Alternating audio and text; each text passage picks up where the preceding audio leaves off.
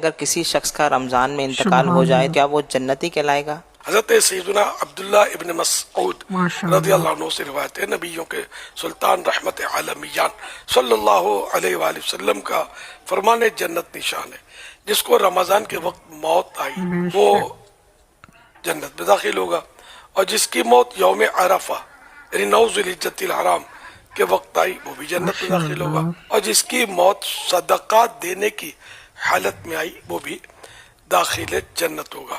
حوالہ حلیت الاولیاء جلد 5 page number 26 حدیث نمبر 6187۔ اور شرح الصدور میں حضرت سیدنا انس بن مالک رضی اللہ عنہ سے روایت ہے کہ ماہ رمضان میں مردوں سے عذاب قبر اٹھا لیا جاتا ہے۔ تو یہ فضیلت ہے، تو یہ اس طرح کی فضیلتوں میں یہ ہوتا ہے کہ بے شک یعنی کہ ہم امید رکھیں۔ اب کسی شخص معین کے لیے یعنی کہ فکس پرسن کے لیے سمجھو رمضان میں اس کا انتقال ہوا تو ہم یہ نہیں کہہ سکتے کہ یہ فائنل جنتی ہے، کیونکہ یہ خبر نبی دیں گے کسی شخص معین کے بارے میں، ہم نبی سے سن کر دے سکتے ہیں۔ اب تو کوئی نبی آئے گا نہیں نیا، سمجھے؟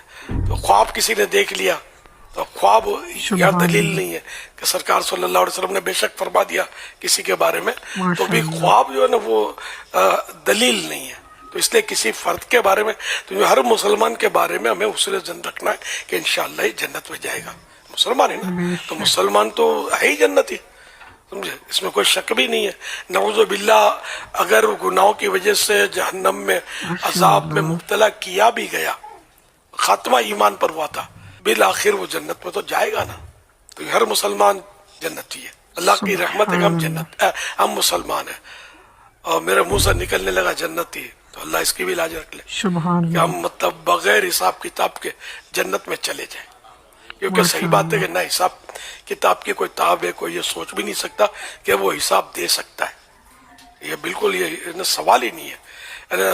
یہ کہ جس کا حساب ہوا وہ مرا سمجھو، تو اب کہاں دے سکتے ہیں ہم؟ دنیا بھی حساب نہیں دے سکتے، مطلب کوئی یعنی کہ ہماری پکڑ کرے اور سوال جواب کرے ہمارے سمجھو کردار کے بارے میں، تو اب عام آدمی کے سامنے تو ہم وہ اس کو ہٹی دے دیں، چکر دے دیں گے، لیکن اللہ پاک کی بارگاہ میں سب اس پر تو روشن ہے، وہ حساب نہ بھی لے تو عادل ہے، اس کا عدل ہی عدل ہے، لیکن بہرحال اس کی یہ مشیت ہے، حساب کتاب بھی ہوگا۔ تو بے حساب بخش کے ہیں بے شمار جرم، دیتا ہوں واسطہ تجھے شاہ حجاز کا، صلی اللہ تعالی علیہ وسلم۔